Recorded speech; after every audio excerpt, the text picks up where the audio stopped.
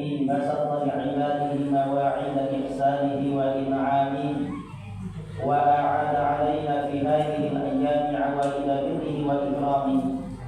أحمده سبحانه وتعالى على جزيل إفضاله وإمداده، وأشكره على كمال جوده وحسن مداده بعباده.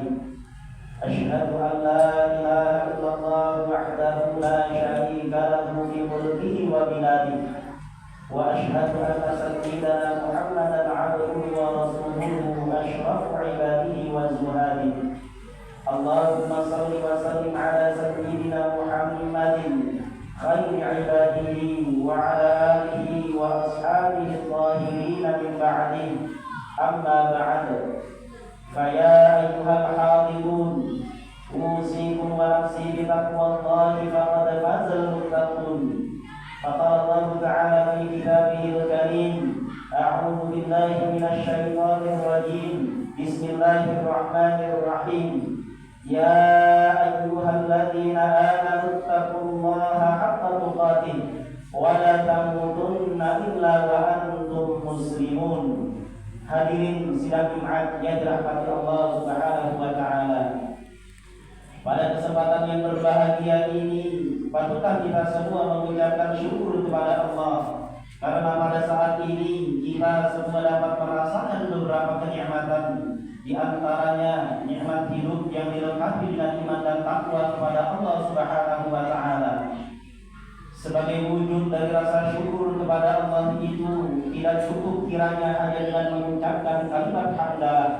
Namun yang lebih penting adalah rasa syukur itu kita wujudkan dalam berbakti berupa tindakan atau perbuatan yang melaksanakan semua perintahnya dan menjauhi segala yang dilarangnya.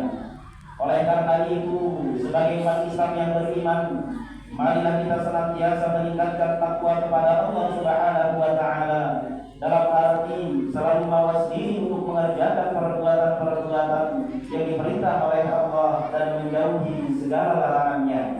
Sebab dengan takwa itu kita semua dapat menempuh jalan yang sukses, baik ketika di dunia maupun di akhirat kelak. Hadirin sidang Jumat yang dirahmati Allah Subhanahu wa taala. Perputaran waktu terasa begitu cepat, sehingga tak terasa kita sekarang telah berada di awal bulan Syawal 1446 Hijriah.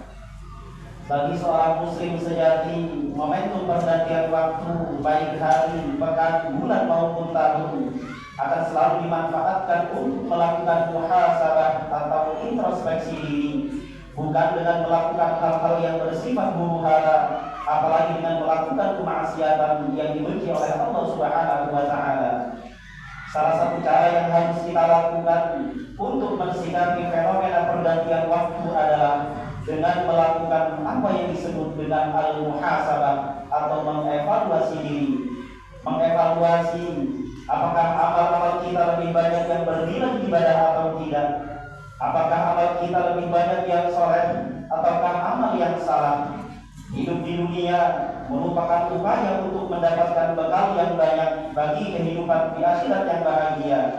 Oleh karena itu, melakukan perhitungan terhadap prestasi amaliyah kita merupakan sesuatu yang sangat penting. Itu pula yang menjadi sebab mengapa begitu penting bagi kita untuk memperhatikan wasiat sahabat Nabi Umar bin Khattab, hasibu anfusakum qabla an tuhasabu. Hisablah dirimu sebelum kamu dihisab oleh Allah Subhanahu wa taala. Di samping itu, terdapat juga ayat dalam Al-Quran yang mengharuskan kita untuk melakukan evaluasi diri. Allah Subhanahu wa taala berfirman dalam surah Al-Hasyr ayat ke-18, A'udzu billahi minasyaitonir rajim. Ya ayyuhalladzina amanu taqullaha wal tanzur nafsum ma qaddamat lighad wattaqullaha innallaha khabirum bima ta'malun.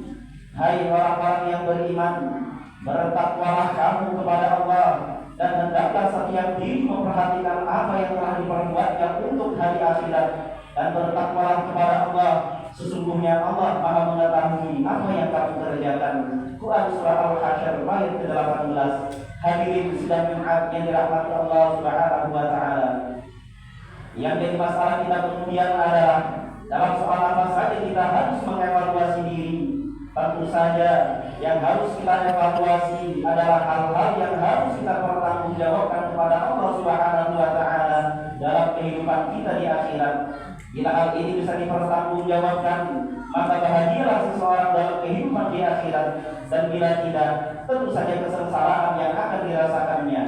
Dalam satu hadis Rasulullah SAW menyebutkan hal-hal yang harus kita pertanggungjawabkan. Beliau bersabda, "La tazulu qadama 'abdin fi yaumil qiyamah hatta yus'ala an arba'in, an 'umrihi fima afnahu, wa 'an 'ilmihi fima fa'ala fihi, wa 'an malihi min aina iktasabahu wa fima anfaqahu, wa 'an jismihi fima ablahu." Tidak beranjak seorang hamba dari tempat berdirinya pada hari kiamat sehingga ditanya tentang 4 perkara. Umurnya untuk apa dihabiskan, ilmunya untuk apa diamalkan, hartanya dari mana diperoleh dan untuk apa dibelanjakan, dan badannya untuk apa dipergunakan. Hadis riwayat Tabarani. Mengingat 4 hal di atas harus kita pertanggungjawabkan, maka memahaminya menjadi sesuatu yang sangat penting. Pertama, tentang umur manusia yang telah kita ketahui kalau panjang dan pendeknya telah ditentukan oleh Allah Subhanahu wa Ta'ala. Hal ini berarti semakin besar bilangan umur seseorang, maka semakin dekat dirinya pada kematian.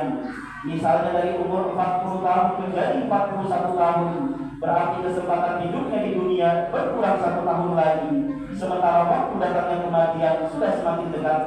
Berbicara soal umur berarti berbicara soal waktu. Bagi kita sebagai muslim sebenarnya tidak begitu penting kapan kita akan mati, tetapi yang terpenting adalah dalam keadaan bagaimana diri kita ketika kematian itu datang. Apakah dalam keadaan tunduk kepada Allah Subhanahu wa Ta'ala atau malah dalam keadaan yang sebaliknya.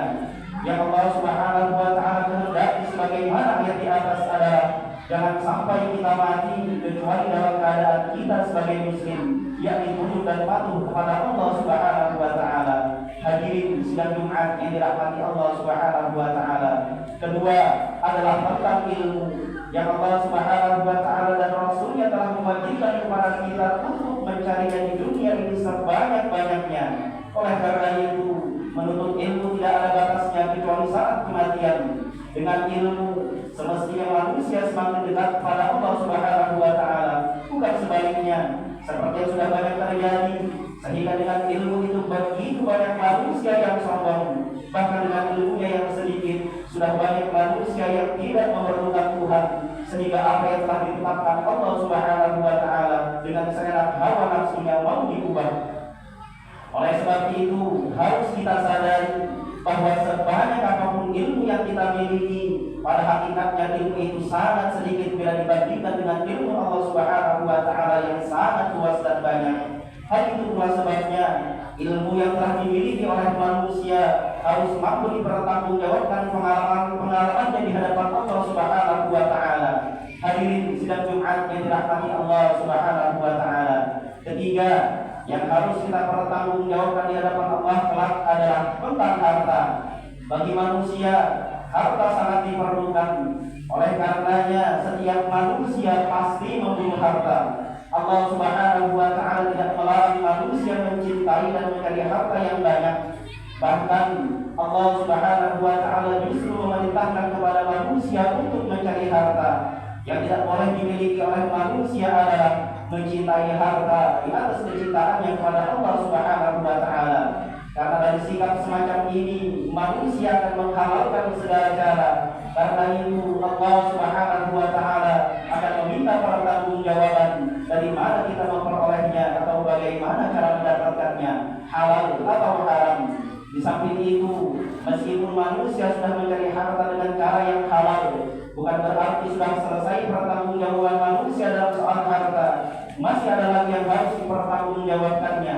Untuk apa saja dibelanjakan dan dikeluarkan harta tersebut, untuk sesuatu yang bermanfaat atau tidak, untuk sesuatu yang benar atau tidak. Hal lain yang harus diingat dalam kaitan harta adalah bahwa dari sekian banyak harta yang kita miliki, maka sebagian kecilnya menjadi hak orang lain yang harus dikeluarkan dalam bentuk zakat, infak dan sedekah. Hadirin sidang Jumat yang dirahmati Allah Subhanahu wa Ta'ala. Keempat, yang juga harus kita pertanggungjawabkan di hadapan Allah Subhanahu wa Ta'ala adalah soal penggunaan anggota badan. Kaki kemana berjalan, tangan apa yang dikerjakan, mata apa yang dilihat, telinga apa yang didengar, lisan apa yang diucapkan, dan begitulah seterusnya. Bila kita tidak mampu memanfaatkan anggota badan untuk sesuatu yang benar menurut Allah Subhanahu wa Ta'ala, bisa jadi kita akan terprosok ke derajat yang rendah, bahkan lebih rendah dari derajat binatang. Dengan demikian, seluruh anggota tubuh manusia harus terwarnai oleh nilai-nilai yang datang dari Allah Subhanahu wa Ta'ala, sehingga manusia harus berhati-hati dalam menggunakan anggota badannya. Sebagai pertanggungjawaban manusia atas apa yang dikerjakan di pengadilan Allah Subhanahu wa Ta'ala nanti, manusia tidak bisa lagi berbohong. Maka yang menjawab pertanyaan Allah tidak lagi mulut, tetapi anggota badan yang lain. Allah Subhanahu wa Ta'ala berfirman, A'udzu billahi minasyaitonir rajim. Al-yawma nakhtimu 'ala afwahihim wa tukallimuna aydihim wa tashhadu arjuluhum bima kanu yaksibun.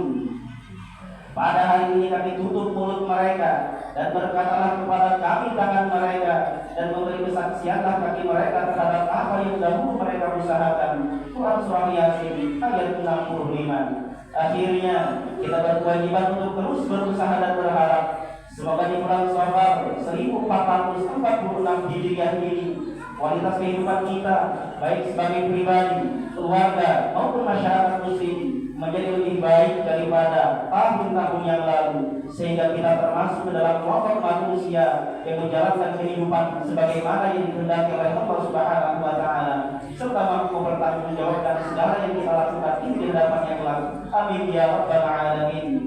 Wallahu subhanahu wa ta'ala yaqul wa bi qawlihi yahtadil muhtadun.